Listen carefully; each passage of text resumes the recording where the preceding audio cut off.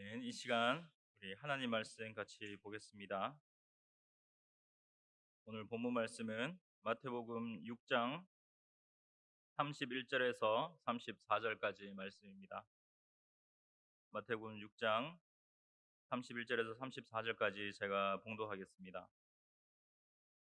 그러므로 염려하여 이르기를 무엇을 먹을까, 무엇을 마실까, 무엇을 입을까 하지 말라. 이는 다 이방인들이 구하는 것이라. 너희 천부께서 이 모든 것이 너희에게 있어야 할 줄을 아시느니라. 너희는 먼저 그의 나라와 그의 의를 구하라. 그리하면 이 모든 것을 너희에게 더하시리라. 그러므로 내일 일을 위하여 염려하지 말라. 내일 일은 내일 염려할 것이요 한날 괴로움은 그날에 족하니라. 아멘. 그 자리에 앉으시기 바랍니다. 우리 옆 사람과 한번 인사하겠습니다. 주님의 이름으로 축복합니다. 사랑합니다.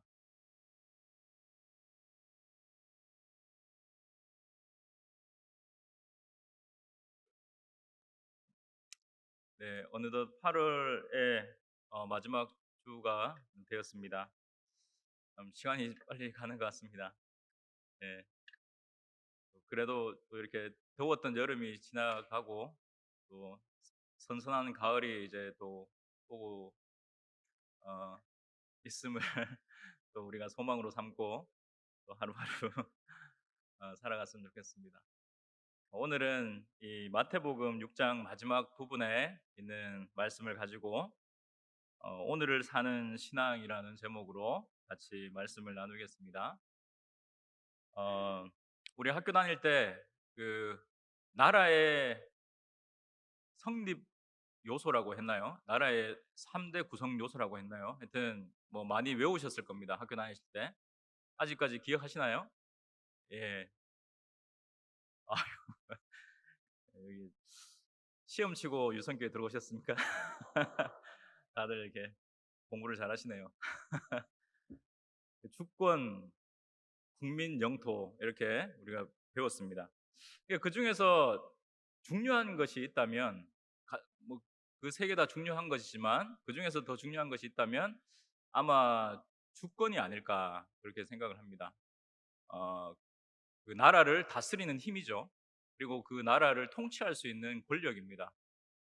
그리고 그 권력에 순종할 수 있는 국민이 있어야겠죠. 그러니까 이 주권하고 국민만 있으면 사실 이 땅은 뭐 없어도 그 나라에는 소망이 있고 또 그 나라에는 힘이 있는 것 같습니다.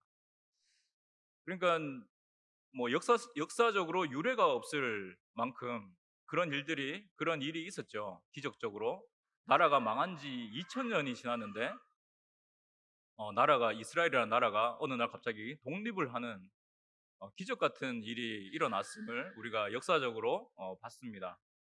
참 우리나라가 일제 시대 때 그렇게 뭐 38년 정도 일제 식민지를 당했는데 그 정도만 해도 뭐 나라가 거의 정체성이 흔들릴 정도로 어려운 시기를 보냈습니다.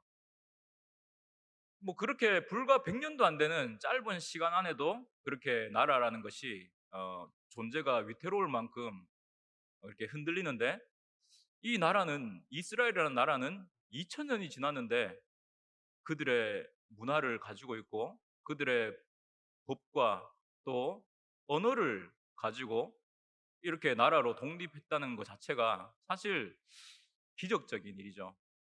그리고 그 이스라엘이 독립함과 동시에 그동안 해왔던 이 성경 해석이 완전히 달라져 버렸습니다.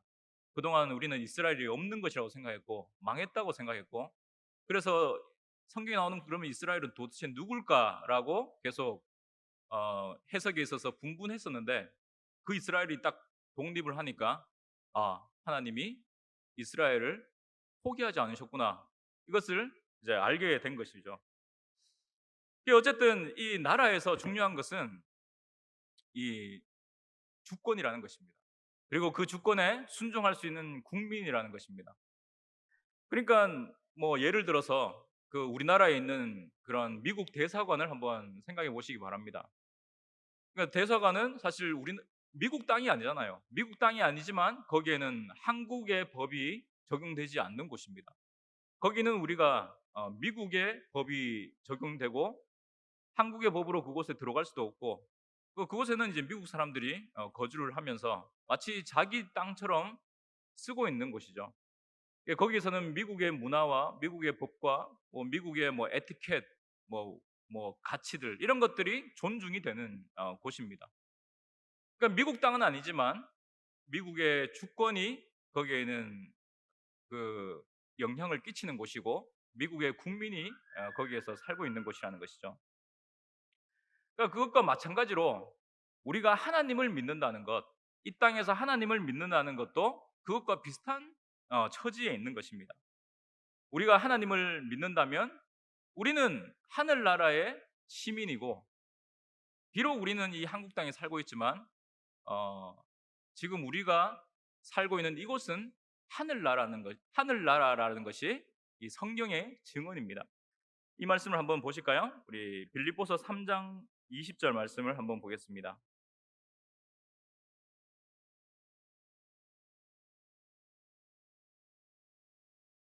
빌립보서 3장 20절 우리 한 목소리로 같이 한번 읽어보시겠습니다. 시작.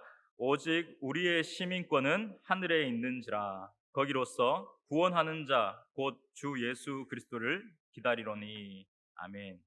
비록 우리가 이 땅 가운데 살아가지만 우리의 시민권은 하늘에 있고, 사실 우리는 그 하늘나라의 백성이다라고 성경에서는 우리를 가르치고 있습니다. 그래서 우리가 늘 이렇게 주기도문으로 기도를 하는데, 그 주기도문의 주요한 내용이 무엇입니까? 우리 그 마태복음에서도 우리가 주기도문을 봤었지만 그 6장 마태복음 6장 9절에 보시면, 그러므로 너희는 이렇게 기도하라. 하늘에 계신 우리 아버지여, 이름이 거룩히 여김을 받으시오며 나라의 임하옵시며. 하늘나라가 임하게 해달라는 기도를 우리가 매일 하고 있는 것이죠. 그리고 뜻이 하늘에서 이룬 것 같이 땅에서도 이루어지이다. 하나님의 그 주권이 하늘에서 지금 그렇게 다스려지고 있는 것처럼, 그 하나님의 그 뜻과 하나님의 그 권세와 하나님의 그 주권이 똑같이 이 땅에서도 펼쳐지기를 기도하는 것입니다. 이것이 매일 우리가 드리는 주기도문이죠. 그리고 그 13절에도 보시면, 우리를 시험에 들게 하지 마옵시고 다만 악에서 구하옵소서. 나라와 권세와 영광이 아버지께 영원히 있사옵나이다. 아멘. 나라와 권세와 영광, 이것이 바로 주권입니다. 하나님의 주권이 하나님께 있습니다. 다른 데 있지 않고 하나님께만 이 주권이 있다고 고백하는 것이 바로 우리의 그 신앙의 고백이라는 것이죠. 물론 우리는 이 한국 땅에 살고 있고 한국의 시민권을 갖고 있습니다. 한국 사람으로서 이 한국 땅에서 우리는 의무를 해야 되고 책임을 져야 됩니다. 그렇지만 우리가 하나님을 믿는다면, 하나님을 정말 나의 구원자로 믿고 있다면, 우리는 이 땅 가운데서 내 지위가 나그네의 지위에 있다는 것을 우리가 이해를 해야 된다는 것입니다. 이것은 마치 그 대사관과 비슷한 것입니다. 우리는 이 땅 가운데 살아가지만 하늘나라의 그 주권의 다스리심을 받고 하늘나라의 그 법과 문화를 따르고 그 하늘나라의 가치를 따르면서 이 땅 가운데 살아가는 것과 같습니다. 그래서 사람들은 우리를 보면서 이렇게 묻게 되는 것이죠. 당신은 한국 사람인데 한국 사람 같지가 않습니다. 이렇게 얘기를 듣는다면 그것이 정상적인 신앙인의 모습이라는 겁니다. 사람들이 우리를 바라보면서 하늘나라를 볼 수 있어야 되고, 사람들이 우리가 사는 모습을 보면서 도대체 당신은 뭐 때문에 그렇게 삽니까? 라고 물을 수 있어야 된다는 것입니다. 우리의 삶을 통해서 하늘나라의 원리를 가르쳐 줄 수 있어야 되고 하나님의 영광을 드러내는 것, 그것이 이 땅 가운데서 우리가 지금도 하나님의 자녀로 살아가고 존재해야 되는 그 이유라는 것이죠. 그러니까 우리의 진짜 시민권은 하늘나라에 있고, 우리는 그 법과 하늘나라의 그 문화와 가치를 따라가고 있는 그 국민인가, 다시 한번 우리가 생각을 해봐야 된다는 것입니다. 물론 우리가 이 땅 가운데 살면서 한국을 위해서 기도해야 됩니다. 이 한국의 평안을 위해서 기도해야 되고 이 한국 땅에 하나님께서 은혜를 베풀어 주시기를 기도해야 됩니다. 그런데 때가 오면 이 땅이 하나님의 나라를 반대하는 그 때가 올 것입니다. 이 땅의 주권과 하늘나라의 주권이 서로 맞지 않는 그 때가 올 겁니다. 이 땅에서 하늘나라를 위협하고 하늘나라의 주권을 인정하지 않고 그 백성들을 위협하는 그때가 오면 그때는 우리가 이제 결단을 해야 되는 것이죠. 더 이상 우리가 이 땅의 주권을 우리가 쫓아갈 수가 없는 것입니다. 우리는 도망가는 한이 있더라도 우리는 우리의 진짜 나라를 쫓아가야 되고 진짜 우리가 누구의 백성인지를 우리가 반드시 인지하고 그렇게 결단을 해야 된다는 것입니다. 그것이 뭐냐? 우리가 지난주에 봤듯이 솔로몬의 옷을 위해서 살 것이냐 아니면 백합화를 위해서 살 것이냐, 백합화가 되기 위해서 살 것이냐, 그 싸움이었죠. 이 세상을 위해서 내가 살아갈 것이냐 아니면 내가 하나님의 자녀로서 이 땅 가운데 살 것이냐, 그러니까 어떤 주인을 섬기고 있느냐의 문제였습니다. 하나님을 섬기고 있었느냐 아니면은 내가 재물을 섬기고 있었느냐. 너희가 두 주인을 섬기지 못한다고 예수님은 말씀을 하셨습니다. 오늘 우리가 이 말씀을 통해서 다시 한번 우리가 스스로에게 한번 질문을 해보기를 원하는 것입니다. 과연 나는 어느 나라의 국민으로 지금 살아가고 있는가? 어느 나라의 지금 주권을 따라가고 있는가? 나는 어떤 주인을 지금 모시고 있는가? 어떤 다스리심 안에서 내가 지금 순종하고 있는가? 오늘 읽었던 말씀 33절 한번 우리 같이 한번 읽어보겠습니다. 33절 같이 읽겠습니다. 시작. 너희는 먼저 그의 나라와 그의 의를 구하라. 그리하면 이 모든 것을 너희에게 더하시리라. 아멘.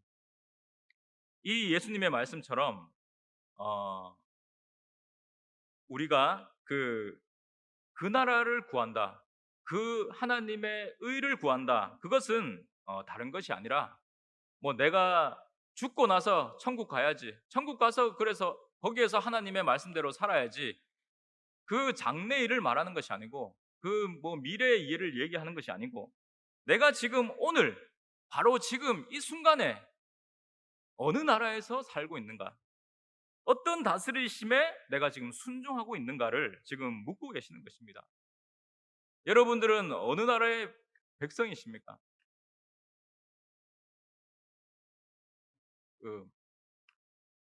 혹시 내가 하나님의 백성이라는 그 확신이 없으십니까?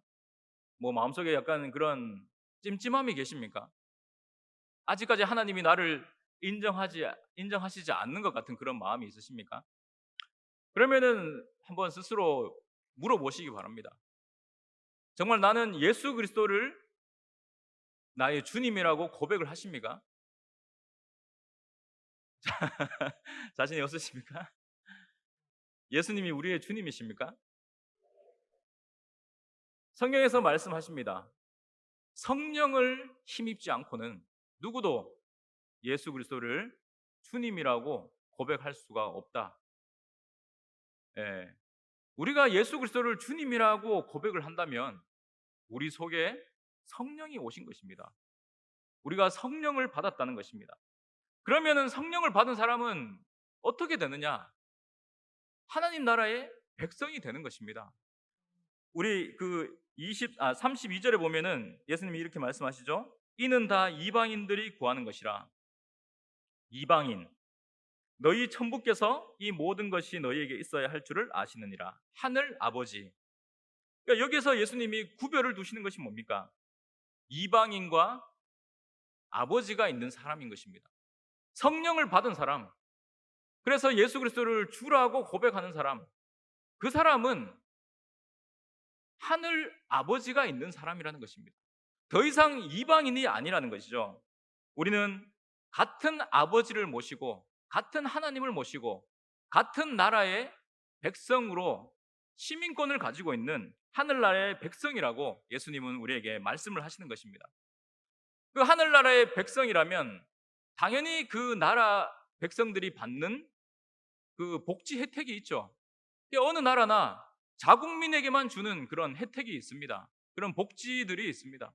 그러니까 우리가 뭐 다른 나라에 이민을 가서도 길을 쓰고 영주권을 받으려고 하는 거잖아요. 그 나라 국민처럼 되려고. 그래서 그 나라 국민이 받는 혜택을 받으려고 그렇게 애를 쓰는 거잖아요.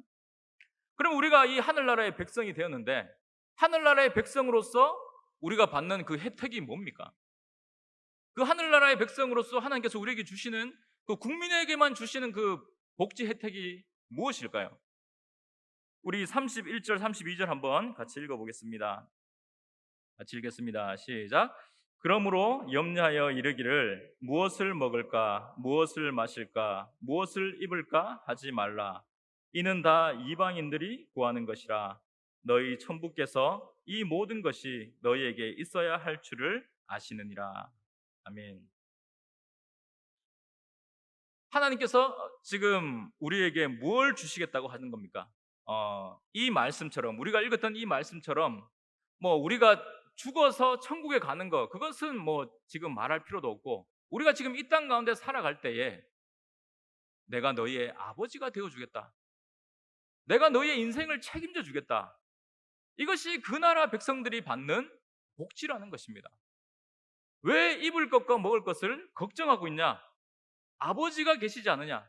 저 세상 밖에 아버지가 없는 사람들은 당연히 자기 것을 걱정하고 내일 무엇을 먹어야 될지 걱정하는 것이 맞지만 너희들은 다르지 않은가? 아버지가 그것들을 책임지시겠다고 하는데 왜 아버지를 믿지 않는가? 왜 아버지를 믿지 못하는가? 지금 우리에게 그런 약간 책망과 질책이 섞인 그 말씀을 하시는 것이죠. 이 말씀이 정말 믿어지십니까? 아버지가 우리를 책임지신다는 이 사실을 믿으십니까? 이 말씀을 정말 우리가 믿을 수만 있다면 정말 우리의 삶이 바뀔 것입니다. 우리의 삶에 전반적인 대대적인 변화가 일어날 것입니다. 이 말씀은 우리의 삶의 목적을 바꾸게 하고 가치를 바꾸게 하고 삶의 태도를 바꾸게 하는 그런 말씀입니다. 예수님께서 이렇게 우리에게 지금도 말씀하십니다. 왜 아버지의 나라의 그 국민이면서도 불구하고 여전히 그 너희는 외국인처럼 살아가느냐? 왜 외국인처럼 걱정을 하고 지내느냐? 염려를 하고 있느냐? 아버지께서 모든 것을 준비하고 계신다. 아버지께서 너희를 지금도 인도하고 계신다.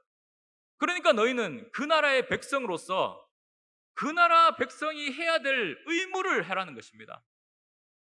왜 외국인처럼 다른 나라의 사람들처럼 살아가고 있냐? 우리에게 그렇게 말씀을 하시죠. 그 나라 백성으로서 우리가 해야 될 일이 도대체 무엇일까요? 우리가 해야 되는 책임이 도대체 어디에 있습니까? 하나님의 거울이라는 그 책이 있습니다. 그 책에서는 재밌는 이 두 가지 이야기가 나오는데 우리가 도대체 하나님의 그 마음을 어떻게 비춰낼 것인가? 그리고 또 한 가지는 하나님의 영광을 어떻게 우리가 비춰낼 것인가? 이 주제를 가지고 그 두 가지의 이야기를 들려줍니다. 첫 번째로 하나님의 마음을 우리가 어떻게 비출 것인가? 어떤 큰 빌딩이 있습니다. 그 회사가 있습니다. 근데 그 회사의 꼭대기층에 그 회사의 그 회장이 살고 있고 그 회사에 다니는 직원들 중에 그 회장을 본 사람은 아무도 없습니다. 얘기를 해본 사람도 없습니다. 그런데 한 가지 그 사실은 그 회장의 딸이 그 회사의 직원으로 매일매일 출근을 하고 있다는 사실이죠. 근데 그 회장의 딸이 이렇게 행동을 한다고 한번 생각을 해보시기 바랍니다. 예, 뭐 현관문을 이렇게 들어설 때 막 짜증부터 내는 거죠. 그 안내 데스크에 있는 직원에게 뭐 이렇게 청소도 안 됐고 이게 뭐 정리도 안 돼 있고 이게 도대체 뭐 일을 하는 거냐고 이렇게 막 짜증을 내더니 나가서 커피 한 잔 사오라고. 그래서 내 방으로 빨리 갖고 오라고. 그렇게 하고는 이제 자기 사무실로 올라가는데 복도에서 이렇게 서류를 막 이렇게 들고 가는 그 직원하고 이렇게 부딪힙니다. 아니 도대체 눈을 어디다가 뜨고 다니냐고. 지금 뭐 그 서류를 그렇게 많이 들고 다니면 당연히 넘어지는 거 아니냐. 그렇게 하면서 막 이렇게 또 화를 내고 성질을 부리고 일을 제대로 안 한다고 그렇게 갑질을 하고 온종일 사람들에게 그렇게 짜증을 내고 그렇게 분을 터뜨리고 그 회장딸이 그렇게 거기서 일을 했다고 한번 생각해 봅시다. 그러면은 그 직원들이 당연히 회장을 한 번도 보지 못했지만 회장이 어떤 사람인가를 짐작할 거라는 것입니다.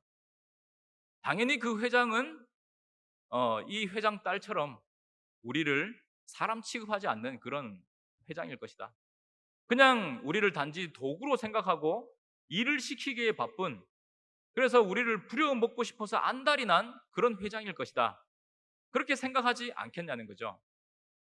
그런데 만약에 이 회장 딸이 그렇게 살지 않았고 들어오면서부터 밝게 웃으면서 아, 오늘도 좋은 아침이네요.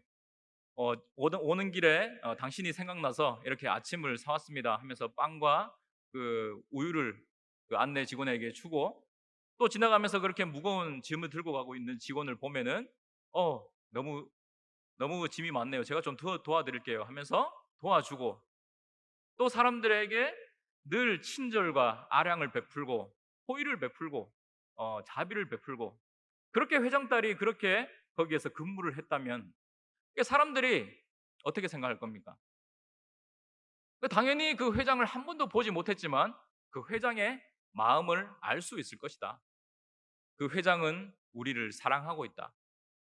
회장은 우리를 정말 따뜻하게 자기의 가족처럼 그렇게 여기는 그런 분일 것이다. 사람들은 그렇게 생각할 거라는 것입니다. 이런 단순한 이야기를 통해서도 우리는 얼마든지 우리가 이 땅에서 어떻게 살아가야 될 것인가에 그 중요한 원리를 배우게 됩니다. 이 세상 사람들은 하나님을 본 적도 없고 하나님을 만난 적도 없고 이야기해 본 적도 없지만 하나님의 자녀라고 불리는 우리들, 하나님을 믿는다고 얘기하는 우리들을 보면은 그 하나님을 굳이 보지 않아도 그 하나님이 어떤 분인가를 알 수가 있다는 것이죠. 우리가 주어진 그 삶의 자리에서, 내가 지금 살아가고 있는 그 삶의 환경에서 내가 하나님의 백성으로 지금 살고 있는가, 그거를 지금 묻고 계시는 겁니다. 내가 그 나라의 법을 따라가고 있는가, 그 나라의 가치와 그 나라의 문화와 그 나라의 그 에티켓에 익숙한 사람으로서 내가 오늘도 하나님의 그 영광을 이 땅 가운데 비춰내고 있는가. 오늘 예수님은 우리에게 그런 신앙의 도전을 주시는 것입니다. 이 말씀을 한번 찾아보겠습니다. 우리 빌립보서 4장 말씀을 한번 보실까요?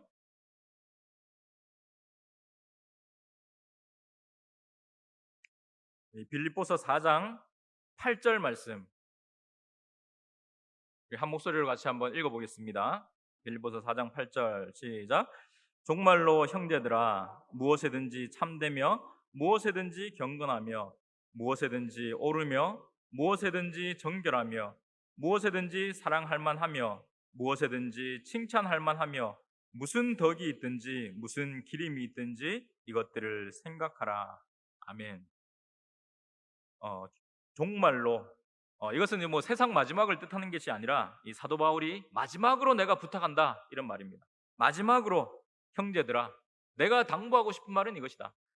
무엇에든지 너희가 참돼야 된다. 무엇에든지 경건해야 된다. 무엇에든지 옳아야 되고 정결해야 되고 사랑할 만해야 되고 칭찬할 만해야 되고 무슨 덕이 있든지 기름이 있든지 이것들을 기억해라. 이것이 무슨 말입니까? 우리가 처한 그 모든 상황에서, 그 모든 일에서 우리는 하나님의 영광을 나타내야 된다는 것입니다. 하나님의 자녀로 살아가야 된다는 것이죠. 그냥 오늘 당장 눈을 떴을 때 내 가족들, 당장 집에서 만나는 그 가족들에게, 부부 사이에서, 또 자녀, 또 부모님, 그들에게, 또 일하러 가서는 그 직장 동료들에게, 또 만나는 친구들에게, 또 길에서 마주치는 그 모든 사람들에게 우리는 뭘 해야 됩니까? 어떤 의무가 있는 겁니까? 하나님을 보여줘야 되는 것입니다. 그 나라를 보여줘야 될 우리의 의무와 책임이 우리에게 있는 것입니다. 그것이 우리가 오늘도 살아가야 되는 그 이유이고 우리의 할 일입니다. 우리가 지난주에도 봤듯이 백합화로 살아가는 것입니다. 그래서 성경에서는 우리에게 무엇에든지 이렇게 우리에게 권면을 하고 계시죠. 근데 이것을 우리가 못하는 겁니다. 무엇에든지를 못하는 것이죠. 우리는 예배 드릴 때만 하나님의 자녀로, 기도할 때만 하나님의 자녀인 척을 하는 것이죠. 봉사할 때만 하나님의 자녀일 때가 있습니다. 우리가 전도하러 나가고 선교하러 나가고 그때만 하나님의 백성인 척 하고, 이제 나는 할 일을 다 했다, 이제 내 삶에 돌아가서는 이제 내 마음대로 전혀 다른 사람으로 바뀔 때가 얼마나 많습니까? 마치 이것이 사이코패스하고 비슷한 것입니다. 사이코패스 중에서는 그런 사람들이 있습니다. 평상시에는 정말 모범적이고 선한 일을 하죠. 누구도 할 수 없는 그런 착한 일들을 합니다. 그리고 그 착한 일들이 쌓였을 때 어느 시점이 되면은, 그래, 내가 이 정도 착한 일을 했으니까 나는 이제 사람을 한 명 정도 죽일 자격이 된다, 이렇게 생각을 합니다. 그래서 정말 양심에 꺼리낌 없이 사람을 죽입니다. 이게 플러스 마이너스가 이제 맞다고 생각을 하는 거죠. 그리고 나서 또 열심히 착한 일을 하면서 다음 누구를 죽일까, 이렇게 생각하는 것이 사이코패스죠. 그래서 우리는 그런 사람들을 이해하지 못하지만, 우리가 마치 그런 식으로 우리가 하나님을 믿고 있는 건 아닌가 한번 생각을 해보셔야 됩니다. 우리는 몇 가지 종교적인 일을 하고, 그래, 내가 오늘 예배 드렸어, 오늘 내 기도 몇 분 했어, 오늘 말씀 몇 장 읽었어, 그리고 이제 그러니까 나는 내 마음대로 살아도 된다는, 마치 그런 자유이용 티켓을 얻은 것처럼 우리 삶에 돌아와서는 내 마음대로 살아간다는 것이죠. 세상 사람들하고 다를 것이 없습니다. 세상 사람들도 돈을 쫓아가고 우리도 돈을 쫓아가고, 세상 사람들도 자기 정욕과 욕심을 얻기 위해서 살아가고 우리도 내 정욕을 채우기 위해서, 내 만족을 위해서 살아가고, 나도 일이 안 풀리면 짜증을 내고 분노를 내고 옆에 가족들에게 스트레스를 풀고 자식들에게 윽박 지르고 내 마음대로 이기적인 마음으로 살아갑니다. 그리고 나서는 예배 드리러 와서 또 하나님께 경배를 드립니다. 이것이 정말 이상한 일이다라고 야고보 사도는 이야기를 합니다. 세상 어디에도 이런 것은 없다는 것이죠. 어떤 우물에서 어떤 날은 단물이 나왔다가 어떤 날은 짠물이 나오는 그런 우물이 있냐? 근데 너희 믿는 사람들은 어떤 날은 하나님을 찬양했다가 그 입으로 똑같이 그 옆에 있는 형제를 저주하고 있지 않냐? 그런 것이 도대체 어디 있냐, 이 세상 가운데. 우리는 마치 그런 이상한 우물처럼, 마치 사이코패스처럼 그렇게 선과 악의 균형을 이루면서 그렇게 살아가고 있지는 않은가, 우리를 한번 들여다 보셔야 됩니다. 우리를 한번 보십시오. 하나님은 절대 속지 아니하십니다. 하나님은 만훌히 여김을 받지 아니하신다고 말씀하십니다. 나는 사람들에게 인정을 받고 있고, 나는 교회에 와서 이런 번듯한 직분을 가지고 있고, 이렇게 앞에 나와서 사람들에게 설교할 수도 있습니다. 하나님의 말씀을 증거할 수도 있습니다. 그런데 하나님은 절대 속지 아니하신다는 것이죠. 하나님은 중심을 보시고, 이 산상수훈에서 말씀하시는 그 하나님이 어떤 모습이십니까? 은밀한 중에 보시는 하나님이십니다. 은밀한 중에 갚으시겠다고 말씀하시는 그 하나님이십니다. 내가 어떤 일을 했는가, 내가 어떤 업적을 이루었는가, 그런 건 중요하지 않습니다. 내가 지금도 어떤 사람이 되었는가, 오늘도 내가 하나님을 얼마나 닮았는가가 훨씬 더 중요한 일이라는 것이죠. 그것을 기준으로 삼고 우리를 돌아보셔야 됩니다. 우리 속을 한번 돌아보십시오. 우리가 얼마나 죄와 싸우고 있습니까? 우리 속에서 올라오는 그 정욕을 누리기 위해서 얼마나 내가 애를 쓰고 노력을 하고 울면서 기도를 하고 있습니까? 하나님께 나아가지 못하는 내 자존심, 그것을 꺾기 위해서 얼마나 내가 근심하고 금식하고 탄식하고 있습니까? 하나님의 백성으로 살아가지 못하는 내 모습을 보면서 얼마나 우리가 울고 있습니까? 오늘 우리가 읽었던 본문의 예수님의 말씀처럼 우리가 얼마나 그 나라를 구하고 있습니까? 그 의를 구하고 있습니까? 예수님께서 지금 우리에게 그렇게 물으십니다. 우리는 자꾸 이 신앙을 내일로 미루려고 합니다. 이 바쁜 일 잠깐 끝내놓고 하겠습니다. 주님, 지금 너무 바빠서 그런데 내가 며칠 있다가 3일 금식 한번 할게요. 좀만 기다려주세요. 내가 며칠 있다가 진짜 내가 이것만 다 해결되면 내가 크게 한턱 쏠게요, 하나님. 자꾸 우리는 신앙을 미루고 어떤 특정 이벤트만 우리가 신앙이라고 생각할 때가 얼마나 많습니까? 오늘 내가 이렇게 좀 잘못 살았는데 내가 다음에 산에 올라가서 철회 한번 해서 내가 갚겠습니다, 하나님. 조금만 기다리십시오. 그리고 나서는 우리가 매일매일에 일어나는 우리의 삶 가운데서는 내 마음대로 산다는 것이죠. 그것이 문제라는 것입니다. 바쁠 때, 예배가 끝난 이후에, 기도가 끝난 이후에 그때 하나님의 자녀로 살아가는 것입니다. 그때부터 우리의 싸움이 시작되는 것입니다. 그때부터 이 신앙의 본연의 그 우리의 임무가 이제는 시작이 되는 것입니다. 세상 사람과 우리가 다른 것이 무엇이 있는가 한번 보시기 바랍니다. 우리가 도대체 세상 사람들과 다른 점이 무엇이 있습니까? 우리가 똑같이 세상의 것을 구하고 있지 않습니까? 세상의 그 자랑을 구하고 있지 않습니까? 안목의 정욕을 구하고 있지 않습니까? 우리가 육체의 정욕을 구하고 있지 않습니까? 우리가 여전히 못 가진 것 때문에 한탄을 하고 하나님이 안 주신 것 때문에 원망하고 있지 않습니까? 내 기도를 들어주지 않은 것 때문에 여전히 내 마음속에 앙심이 남아있지 않습니까? 하나님이 언제 나한테 한번 번듯하게 도와준 적이 있냐고, 나도 그래서 안 한다고 이렇게 우리가 뒤로 물러나 있지 않습니까? 우리는 세상 사람들하고 다를 것이 없는 것입니다. 똑같이 세상 사람들이 구하는 것을 구하고 싸우고 시기하고 질투하고 내가 왕이 되기 위해서 옆에 사람을 짓누르고 밟고 올라서는 것이 우리의 삶인 것입니다. 그런데 우리가 어떻게 하나님의 나라의 백성이라고 말할 수 있습니까? 우리가 어떻게 그 나라와 그 의를 구한다고 말할 수 있습니까? 아까 그 하나님의 그 거울이라고 하는 그 책에서 두 번째 이야기가 있습니다. 우리가 어떻게 하나님의 영광을 비춰낼 것인가?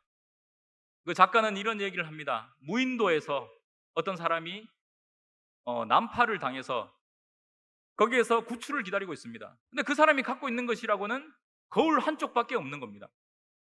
그 거울을 가방에 넣고 매일매일 배가 오기만을 기다리고 있습니다. 근데 어느 날 배가 왔습니다. 저 멀리서 배가 지나가는 것이 보입니다. 그래서 자기가 가방에서 거울을 꺼내서 자기를 알릴 수 있는 방법은 이 거울을 통해서 빛을 비추는 것밖에 없으니까 빛을 열심히 그 배를 향해서 비추기 시작합니다. 그런데 참 우습게도 이 거울이 삐진 것이죠. 그동안 너무 나를 인정해 주지 않았다고, 왜 그동안 나를 이렇게 가방에만 처박아 놨냐고, 그래서 나도 빛을 안 비추겠다, 이렇게 이제 거울이 뭐를 한 겁니까? 파업을 한 거죠.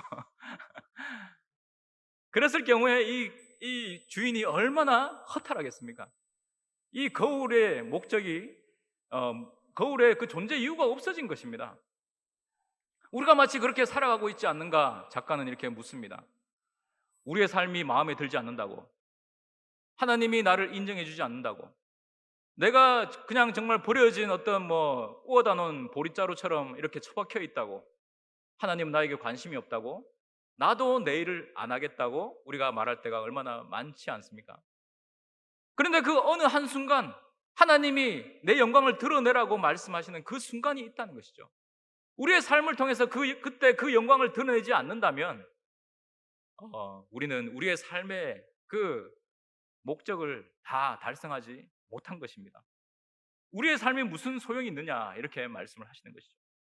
우리의 역할이 바로 그것과 같습니다. 그 거울과 같습니다. 우리의 삶이 못마땅할 수 있죠. 우리는 연약하고 부족합니다. 세상에서 그렇게 화려하지 않은 그런 삶을 살아갈 수 있습니다. 여러 가지 질병과 원치 않은 사고들이 우리에게 끊임없이 이렇게 다가오죠. 그렇지만 그 어느 한순간 하나님께서 나에게 원하시는 그 한순간 우리가 우리에게 주어진 그 삶을 통해서, 내 모습을 통해서 하나님의 영광을 비춰낼 수만 있다면 그 삶이야말로 진정으로 가치가 있는 삶이라고 말씀을 하시는 겁니다. 그 삶이야말로 진정으로 자기의 그 모든 목적을 달성하는 것이라고 감히 우리가 말할 수 있다는 것이죠. 그래서 오늘이라는 것입니다. 오늘 우리가 신앙생활을 해야 된다는 것입니다.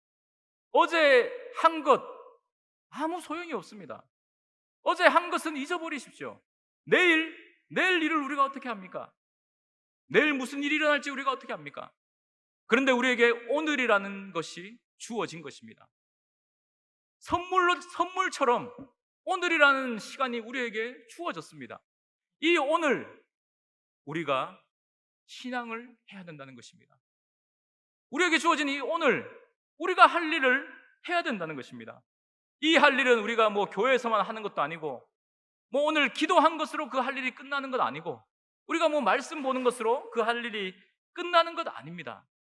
그 이후에 진짜가 시작되는 것입니다. 내 삶의 자리에 돌아가서 가족들 사이에서 직장에서 밖에 나가서 거기에서 진짜 우리의 할 일이 우리의 신앙이 우리의 본연의 그 임무와 목적이 이제 시작이 되는 것입니다. 거기에서 우리는 하나님의 마음을 비춰내야 되고 하나님의 영광을 드러내야 됩니다. 거창한 일이 아니라 거창하게 확성기를 들고 나가서 외치라는 것이 아니라 그냥 우리의 그 말 한마디입니다. 그 옆에 있는 사람에게 따뜻하게 한마디 말해 줄 수 있는 것, 따뜻하게 표정을 지어줄 수 있는 것입니다. 웃어줄 수 있는 것. 우리가 왜 밖에서는 잘 웃는데 집에 들어가서는 웃지를 않는 겁니까? 얼굴이 다 굳어 있습니다. 교회 와서도 이렇게 얼굴이 다 굳어 계시잖아요. 저도 얼굴이 많이 이렇게 굳어 있죠. 한국에 와서 이렇게 됐다는 거 아닙니까? 원래 잘 웃는 사람이었습니다. 너무 많이 이렇게 주무셔서 얼굴이 굳었다, 이런 소문이 있습니다. 우리의 행동에서, 우리의 행동 하나하나에서 하나님의 마음이 드러나고 우리의 표정 하나에서 하나님의 영광이 비춰지는 것입니다. 우리가 어떻게 행동하느냐, 우리가 얼마나 나를 위하지 않고 다른 사람을 위하고 있느냐, 다른 사람을 위해서 희생하고 있느냐, 거기에서 우리는 하나님의 나라를 그 자리에 이루는 사람이 되는 것입니다. 하나님의 주권이 거기에 비출 수 있도록 만드는 그 통로가 되는 것입니다. 물론 우리의 환경이 녹록지 않을 수 있죠. 하나님이 우리의 아버지가 되심에도 불구하고 우리의 삶이 고단하고 고난이 닥치고 환난이 있을 수 있습니다. 먹을 것과 입을 것 걱정하지 말라고 했는데 왜 안 주세요? 이렇게 우리가 불만을 토로할 수도 있습니다. 그러나 한번 생각해 보시기 바랍니다.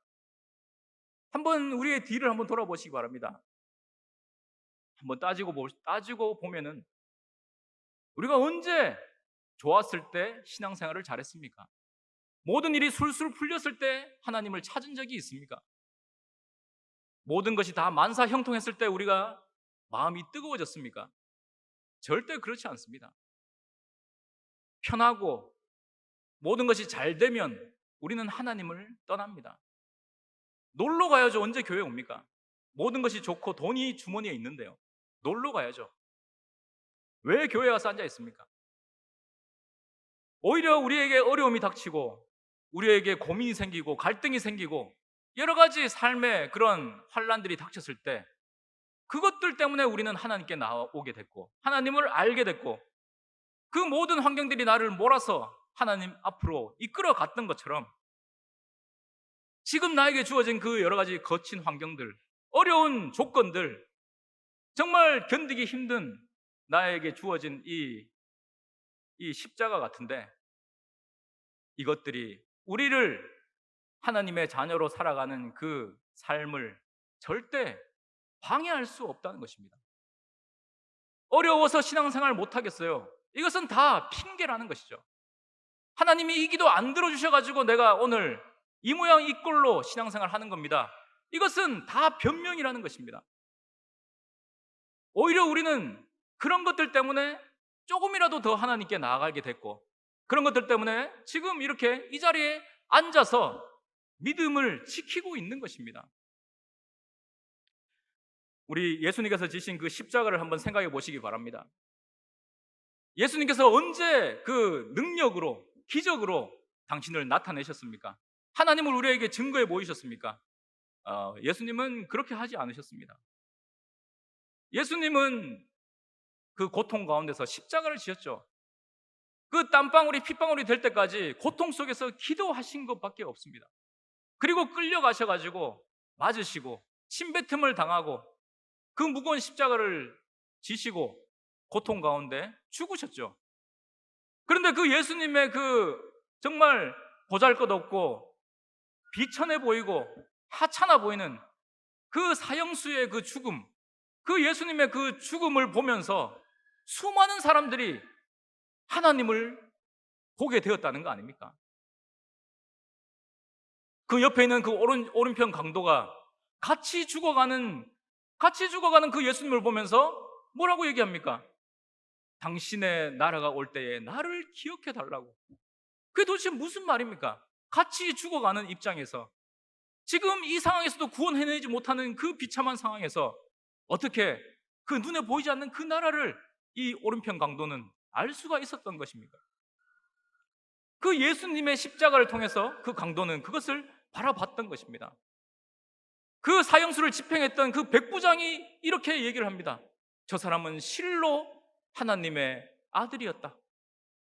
어떻게 죽어가는 그 사형수를 보면서 그 사형 집행자가 그런 말을 할 수가 있다는 겁니까? 예수님을 3번이나 부인했던 그 베드로도 여전히 자기를 사랑의 눈빛으로 바라보시는 그 예수님의 눈을 보고 밖에 나가서 심하게 통곡을 했다고 기록을 하고 있습니다.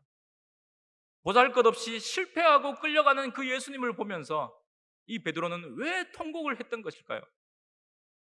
그리고 예수님의 그 사랑하시는 그 제자는 그 예수님의 십자가를 자기의 눈에 담고 그 가슴에 품고 평생을 그 예수님의 제자로 살아가게 되는 것입니다. 그 예수님께서 우리에게 가르쳐 주시는 것이 무엇입니까? 십자가로 얼마든지 하나님의 나라를 보여줄 수 있다는 것입니다.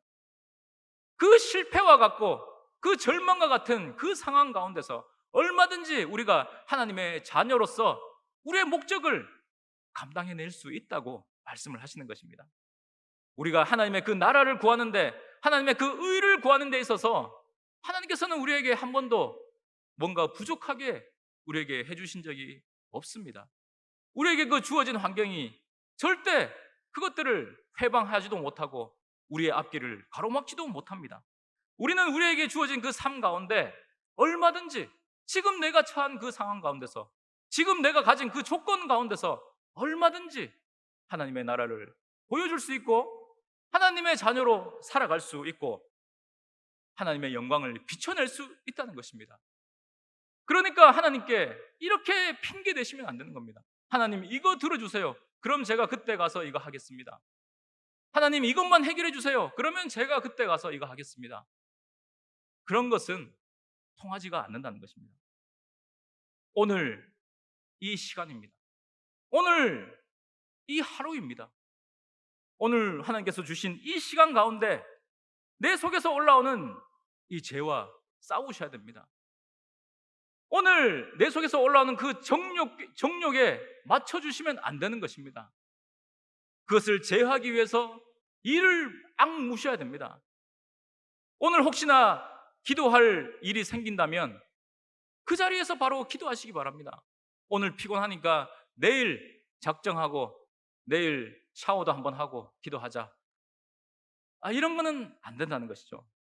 그 자리에서 기도하십시오. 누군가 도와줄 사람이 보이십니까? 오늘 도와주십시오. 내일 한번 일어나서 생각해보고 라고 말씀하지 마시고, 월급 받고 한번 봅시다, 그런 말씀하지 마시고, 지금 내 지갑에 있는 거 그 중에서 얼마를 꺼내서 도와주십시오. 지금 뭔가 부족한 것이 보이면은 지금 내가 가지고 있는 것 중에서 나누어 주십시오. 우리가 오늘 해야 되는 신앙입니다. 오늘 내가 하나님의 말씀이 부족하다 생각하면 그 자리에서 성경을 꺼내서 읽으십시오. 그 자리에서 하나님의 뜻을 구하시기 바랍니다. 오늘 하는 것입니다. 내일 할 수가 없습니다. 오늘의 괴로움은 오늘의 족한 것이라고 오늘 우리에게 이렇게 말씀하시지 않습니까? 하나님께서 오늘 우리에게 주신 것에 대해서 감사하시기 바랍니다. 더 이상 우리 속에서 원망이나 불평이 올라오지 않도록 스스로를 감시하시기 바랍니다. 조금만 생각해 보면 우리에게 주어진 것들이 얼마나 많습니까? 오늘도 우리가 이 자리에 앉아서 예배하고 있죠. 이 자리는 수많은 성도들이 자기의 피땀을 쏟아서 주님께 헌금을 드려서 이렇게 예배당을 지은 것입니다. 그 은혜를 우리가 같이 나누고 있는 것이죠.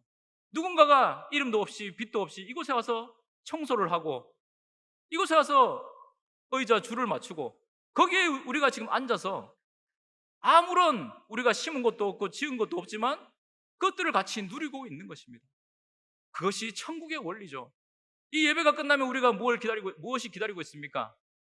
우리가 해놓지 않은 밥이 기다리고 있습니다. 우리가 하지 않은 그 반찬이 우리를 기다리고 있습니다. 감사하시기 바랍니다. 내가 하지 않았습니다. 근데 우리는 그것들을 같이 누리고 있는 것입니다. 그 하나님께서 우리에게 주신 것이 얼마나 많습니까?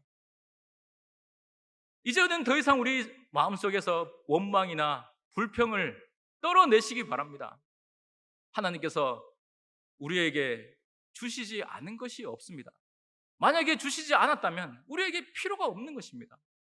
하나님께 가는 데 있어서 아무런 도움이 안 되기 때문에 안 주신 것입니다. 뭐 먹을 것과 입을 것을 주신다고 했는데 먹을 거 안 주시던데요? 이유가 있겠죠. 살이 너무 많이 쪘겠죠. 좀 굶어도 된다고 말씀하시는 거겠죠. 굶으면 됩니다. 그러다가 죽으면 어떡합니까? 죽으면 되죠. 하나님께 가면 되지 않겠습니까?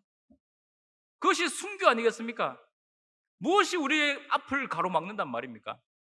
세상의 그 가장 무서운 무기라고 하는 죽음조차도 우리를 갈라놓을 수 없고 우리를 이 하나님께 나아가는 그 신앙에서 방해할 수 없다고 오늘 성경에서는 강력하게 우리에게 증거하고 계시는 것입니다. 무엇에든지 정결하고 무엇에든지 참되고 무엇에든지 사랑할 만하고 무엇에든지 우리가 하나님의 나라를 나타내는 그러한 삶을 우리가 살아가야 된다는 것입니다. 오늘의 신앙이 있습니다. 하나님께서 우리에게 오늘 할 일을 주셨습니다. 그 마음을 우리에게 주십니다. 그것을 뒤로 미루지 마시기 바랍니다. 그 감동이 일어났을 때 오늘 그 신앙의 싸움을 싸우시기 바랍니다. 오늘 그 훈련의 분량을 해내시기 바랍니다. 이것이야말로 하나님의 그 나라를 상속받을 그 상속자로서 우리가 감당해내야 될 우리의 몫이고 우리의 괴로움이라는 것이죠. 우리 마지막으로 이 말씀, 우리가 읽었던 말씀 34절 우리 한번 같이 읽겠습니다. 34절 읽어보겠습니다. 시작. 그러므로 내일 일을 위하여 염려하지 말라. 내일 일은 내일 염려할 것이요 한날 괴로움은 그날에 족하니라. 아멘. 오늘이라는 것이죠. 그래서 오늘의 괴로움이라는 것입니다. 오늘 비록 하나님의 자녀로 살아가는 것 힘들고 또 이것이 우리에게 괴로움이 되지만 이것이야말로 우리가 분명히 하나님 앞에서 해내야 되는 우리의 임무이자 책임이고 오늘 이 신앙을 살아가는 우리에게 하나님께서 부탁하고 계시는 것입니다. 비록 우리는 힘들 수 있고 이 땅 가운데 살아가는 데 있어서 그렇게 풍요롭지 못하고 그렇게 안락하지 못하고 또는 때로는 눈물이 날 수 있는 그런 삶이지만 오늘 우리가 이 하루의 괴로움을 감당할 때 거기에는 세상이 줄 수 없는 기쁨이 있고 세상이 우리에게 줄 수 없는 그 평안이 있고 거기에는 하나님의 소망과 약속이 기다리고 있는 것입니다. 이러한 자들이야말로 세상에 비치고 세상의 그 어두움을 몰아내는 빛이고 이 세상의 부패를 막아내는 소금이라고 예수님은 말씀을 하십니다. 우리가 조금만 노력해도, 이렇게 우리가 하나님의 자녀로 살아가려는 그 노력을 조금만 노력해도 하나님은 너무나도 좋아하실 것입니다. 너무나도 좋아하셔서 한달음에 우리에게 달려오셔서 정말 그 모든 약속들을 우리에게 이루어 주실 것입니다. 기꺼이 우리의 인생을 책임지실 것이고 기꺼이 우리를 그 하나님의 나라로 인도하실 것입니다. 이제 곧 그의 나라가 올 텐데 우리가 어떤 마음으로 하나님 앞에 서겠습니까? 어떤 부끄러움을 가지고 그 앞에 서시겠습니까? 아니면 하나님, 비록 부족하지만 내 삶을 통해서 하나님의 자녀로 살려고 애썼습니다. 부끄럽지만 주님 받아주십시오. 그렇게 우리가 그 주님 앞에 서실 것입니까? 우리가 만약 그렇게 설 수 있다면 하나님은 절대 우리를 모른다 하지 아니하시고 우리를 안다 하시고 우리를 부끄러워하지 아니하실 것입니다. 그 하나님을 우리의 아버지로 모시고 그 하나님을 우리의 모든 것이라고 다시 한번 고백하시면서 우리에게 주어진 이 하루를 하나님 앞에서 신앙하시면서 살아가시기를 축복합니다.